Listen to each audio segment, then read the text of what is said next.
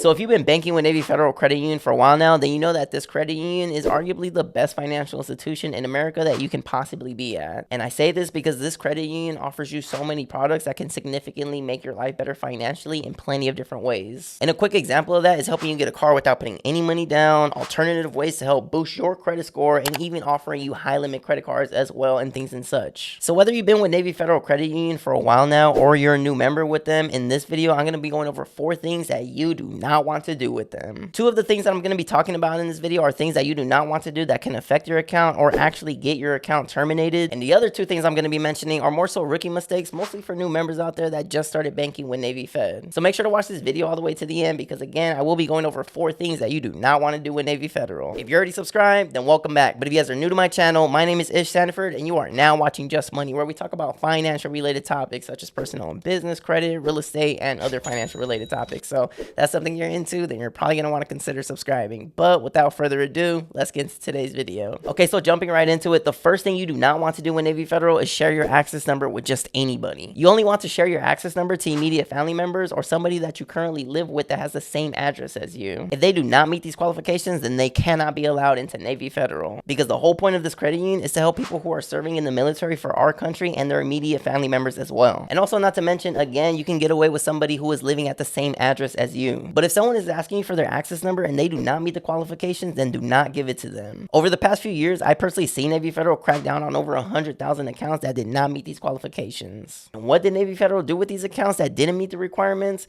They closed them. They closed all these accounts. Like, I know this credit union is arguably the best credit union in America, but if you don't meet the requirements, then there's plenty of other credit unions that you can join. I was scrolling on TikTok the other day and I seen a few Navy Federal videos on there, and when I looked at the comments, there were people selling their access number for 20 bucks. First of all, to sell your access number to a stranger only for $20 is crazy. Second of all, you shouldn't even be doing it at all. Because think about it, if somebody's willing to buy your access number, then what else are they willing to do to get what they want? They might then do some fraudulent things with their Navy Federal account and then they're gonna get caught. And then where does that bring Navy Federal back to? Brings it back to you. You are the common denominator because you gave your access number. And what is Navy Federal going to do to you if you're falsely giving your access number? They're going to close your account. So I personally wouldn't do it. I wouldn't even put myself in that situation to even begin with. You guys always want to do things the right way because it's always going to come back to bite you. So just don't give nobody your access number, guys. If a friend or somebody comes up to you and asks for your access number, then just politely tell them no. They might be upset, but just explain to them that you cannot do it like that. And if they can't respect your decision, then you probably shouldn't be hanging around with them anymore. But the second thing you don't want to do with Navy Federal is miss any of your payments. If you miss a payment and it's been over a month or a few months since you made your payment, then your account is going to get flagged. So not only will this show on your credit that you missed a payment, but your actual Navy Federal account is going to get flagged. And if your account gets flagged, then this is definitely going to affect you whenever you try to apply for a product with them. So guys, always make sure to make your payments on time, because if you don't make your payments on time, then your account's going to get flagged, and the only way to reverse it is by doing these 2 things right here. 1, obviously you have to make a payment and get your account back to current, and then 2, after doing so, you have to call Navy Federal and ask them to unflag your account. The craziest part is though, is that most of you wouldn't be able to tell if you're flagged or not up until you apply for something. You might apply for something one day after you brought your account back up to current and still get denied. And honestly, the reason for the denial is because your account might still be flagged even though you brought your account up to current. So just call Navy Federal and tell them to unflag your account after you brought your account back to current. After Navy Federal unflags you, it's going to take about 7 business days for it to go through, so still don't apply for anything within that time frame. But just avoid this entire mess, guys, so that way you don't have to worry about this problem at all in your life. But moving on to the third thing now that you do not want to do with Navy Federal. The third thing you do not want to do with Navy Federal is get an account with them and do nothing. If you get an account with them and there's over 180 days of inactivity, then Navy Federal is going to shut down your account. And the reason they do this is because if there's 0 activity, then there's literally no point in you banking with them. And you have to think of it like this: they're still a business at the end of the day, so they still need to be making money. Most people out there only tend to get a checking or savings account with Navy Federal, and then that's it. So for my new members out there, if you get an account with Navy Federal, then actually use it. And to be honest, you want to use your Navy Federal account because 9 times out of 10, this bank is better than whatever bank you're currently banking with now. And if you don't think so, then comment down below and let me know which bank you think is better than Navy Federal Credit Union. I would like to know. But moving on to the fourth thing now that you do not want to do with Navy Federal. The fourth thing you do not want to do with Navy Federal is apply for a credit card with them right away if you have bad credit. A lot of people tend to make this mistake because they don't know the thing about credit unions is that they're actually relationship based. So you can have bad credit with a credit union as long as you manage to build a relationship with them for at least over 3 months, then you can get a credit card with them. But if you already have good credit, then you can apply right away. Like for me personally, when I first started banking with Navy Federal Credit Union, I applied for the Platinum credit card right away. And not only did I get approved, but they gave me a $15,000 credit limit right off the bat. And my credit score at the time time being was a 750, just so you guys know. So guys, if you have good credit, then you can apply right away. But if you don't have good credit, then I recommend waiting at least 3 months and building a relationship with them in those 3 months at the same time. And when I say building a relationship with Navy Federal, I mean using some of their products and setting a direct deposit up if you haven't yet already, because that in itself is very huge. I made a video not too long ago talking about different types of checking accounts with Navy Federal and how some are better than others. So if you guys want to watch that, then feel free to browse my YouTube channel or hit the link in the description below. But that's going to wrap it up for today's video, guys. I just wanted to do a quick video on things you should not do with Navy Federal because they're a really good financial institution, guys. Let me know in the comments below, how long have you been banking with Navy Federal? I would like to know. And also really quick, for those that don't know, I do offer one-on-one consultations. The link will always be in the description below. But if you guys made it to the end of the video, then I truly do appreciate you guys. We are at 34,583 subscribers at the time of this recording, so I do appreciate all who watch.